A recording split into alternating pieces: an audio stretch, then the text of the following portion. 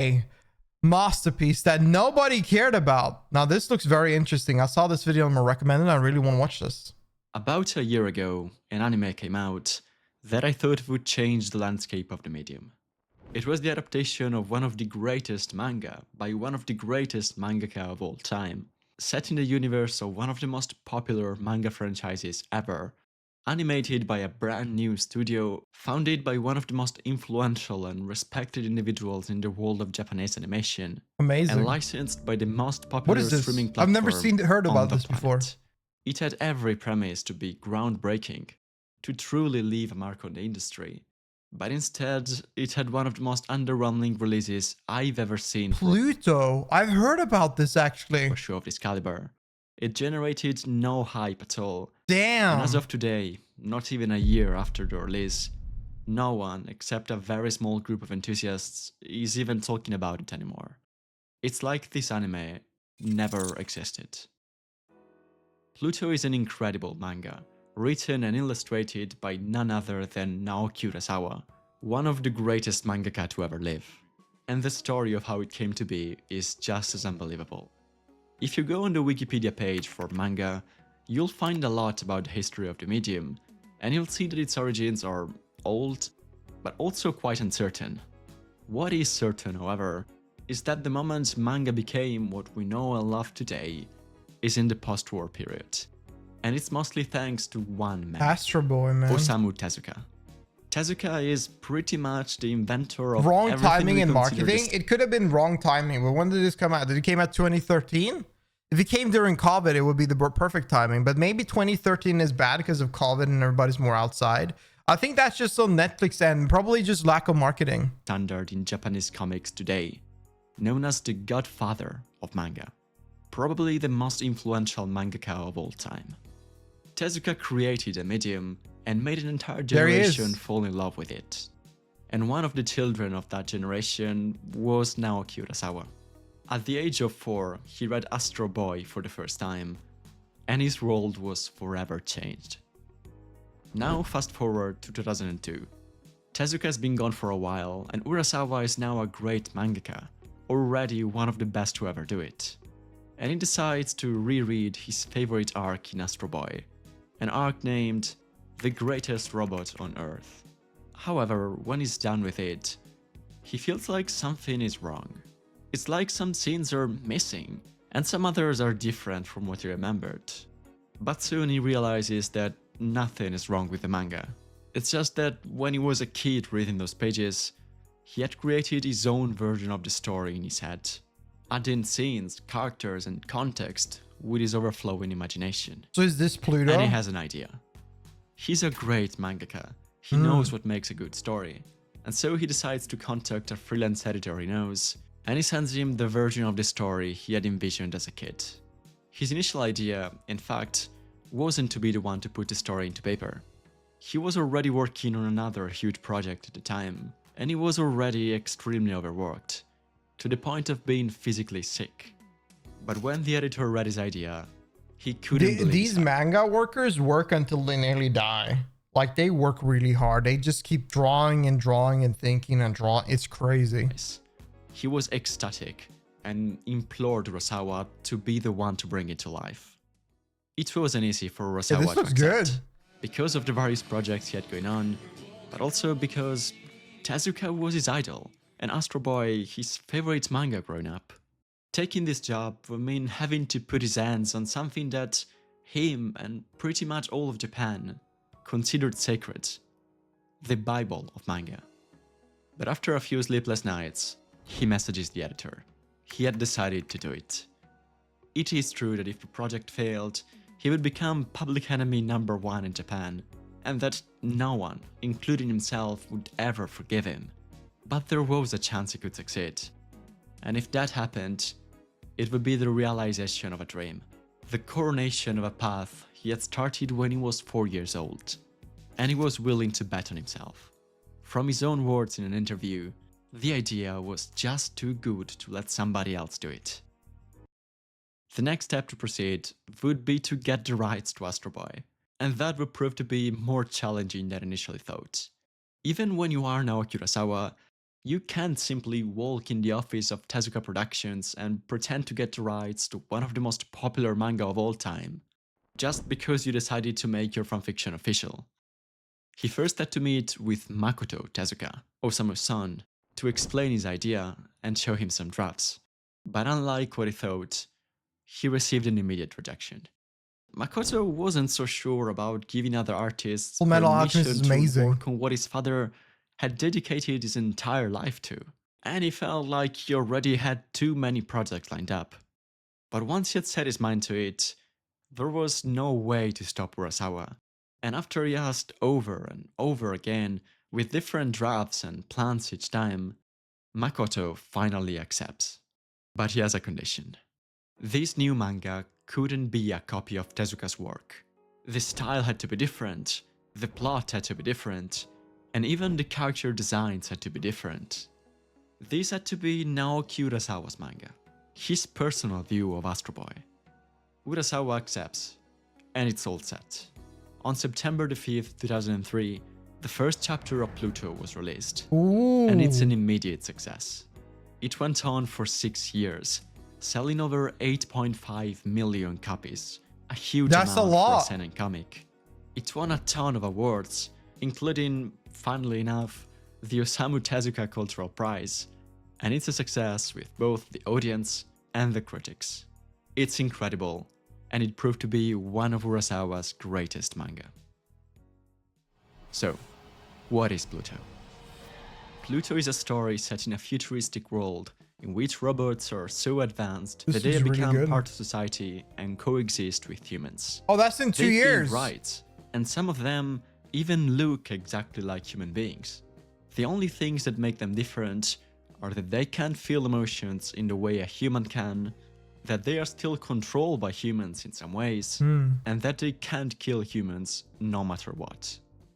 Among these robots, there are 7 so advanced and powerful that they stand in a tier of their own as the 7 great robots of the world. And the story revolves around them. The protagonist is Gesicht, a Europol detective called to solve a case regarding a string of robot and human deaths around the world. So Pluto is essentially a murder mystery, or at least it starts as one, with Gesicht having to solve what is an apparently simple case for a detective of his caliber. But it quickly goes much deeper than that.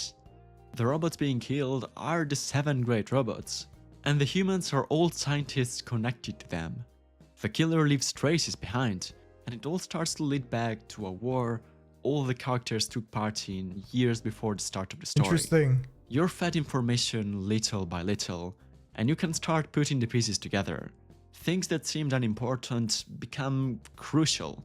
And the stories of all these different characters come together in a beautiful, intricate climax. It's a story full of powerful themes, war and its consequences, both on the population who experiences it and those who commit the acts. Damn, I gotta watch Racism, this. and the way it's perpetrated and deeply rooted in society. That was and good. what it means to be a family, and ultimately, to be human. This is a story about robots with the ultimate goal of making you think about humanity. And what's beautiful is that to see all of this, you don't have to delve deep into its meaning and symbolism. It's all extremely in your face. This story isn't scared to be political. These are Urasawa's ideas, and you will face them. I like when a story makes you think, you know, like when they work it up and they kind of make it subtle and interesting enough and lets you think. I feel like a lot of things are missing that nowadays, unfortunately. But this, I like the sound of this. Seems to quality seems insane. Yeah, the quality is very like old school, but it looks really good. I like it. This is literally the KKK. It's charming. And this is literally the Iraq War. This guy is the president of the United States. Ooh. And this is Saddam Hussein. What the fuck? This story is blatantly full of meaning, and it breaks the barrier of fiction. It speaks to you. It's one of the hardest hitting anime you will ever watch. And Pluto manages to do all of this without Totally leaving not behind Bush. the soul of the original Astro Boy. In an interview, Urasawa said, "The greatest robot on Earth arc isn't about a righteous robot that takes down the bad robots. It's about the emptiness of war. When I first read it, I felt like I had been told a very deep story. Something meant for adults. Pluto is what Urasawa saw when he first read the story as a child. It is different from the original, be it for the art style, completely different and way more complex. For the type of story it is, that goes from being pretty straightforward and aimed at a shonen demographic, to being a complex murder mystery with plot twists and revelations each chapter that asks deep questions about the morality of war and the origin of human nature. Or for the characters. Many of the robots in the original manga didn't really serve any purpose.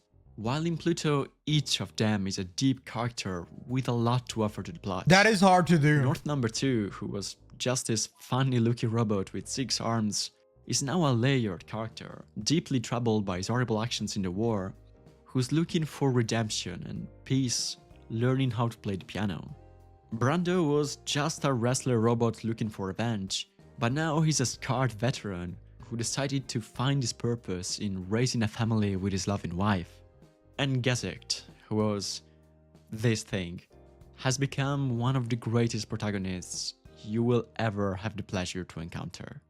But it still manages to remain that same story at heart. Pluto's got it all.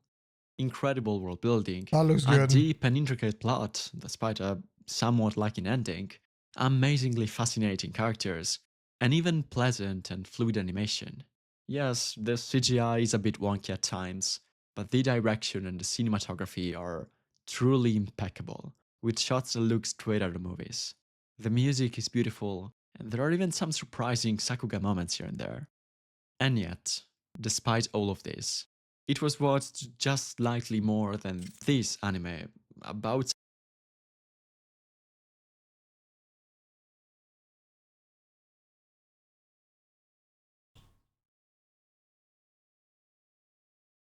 Is that the dog anime? That is fucking crazy. Oh my god. Yeah,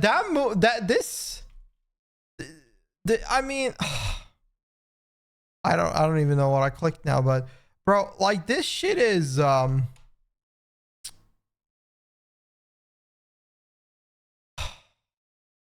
bro, the fact that these two things are like the same, like nearly the same, is actually nuts. I mean, they're not like exactly there. I mean, Pluto has the biggest score. It has a few thousand more, quite a few thousand more members, but this anime here is about being a dog.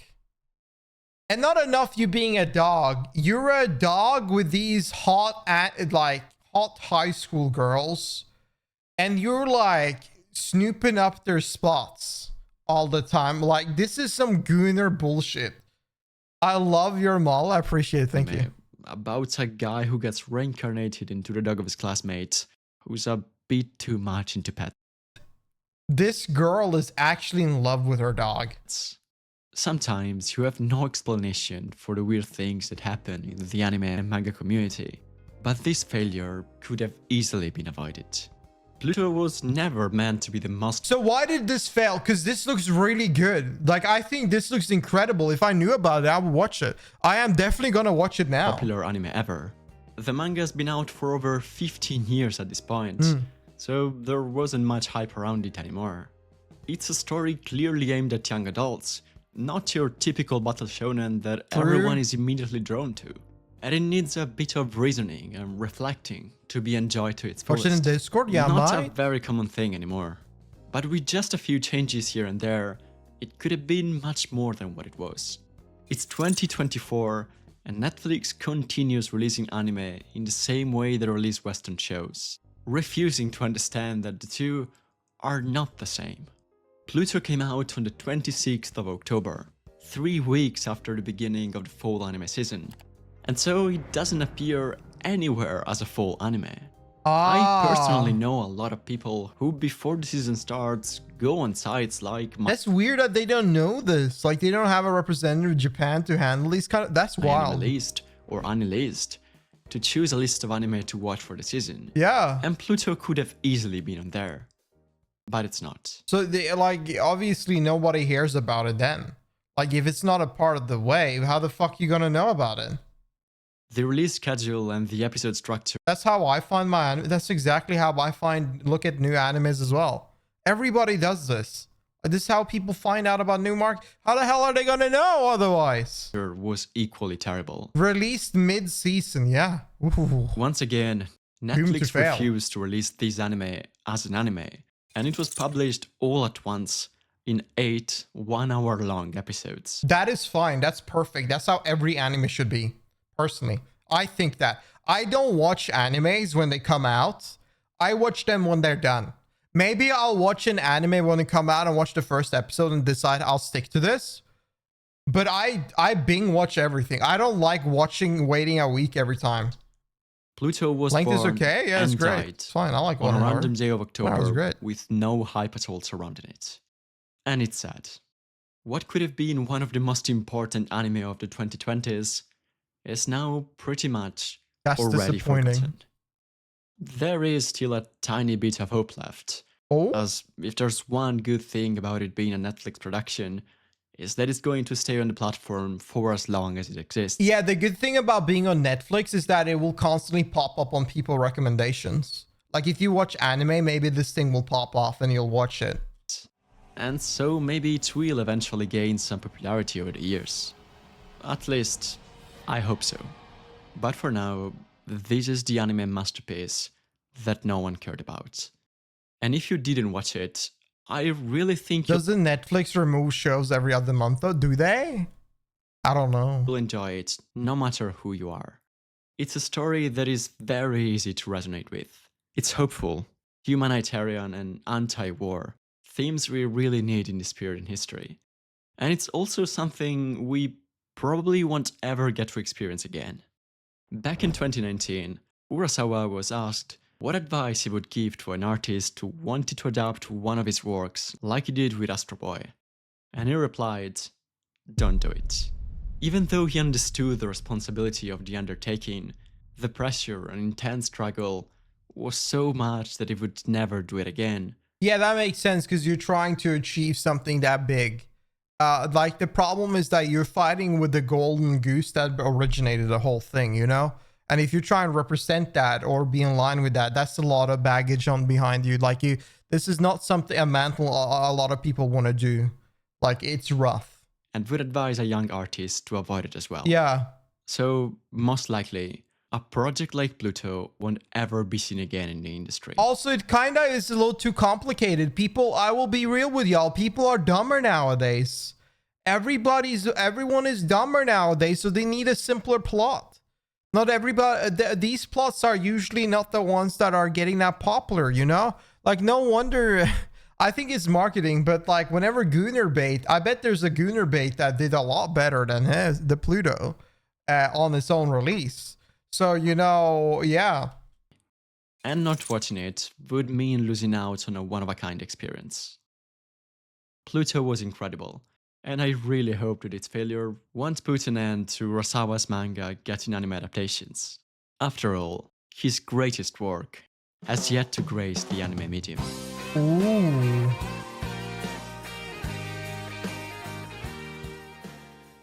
I gotta watch that. That looked really good, actually.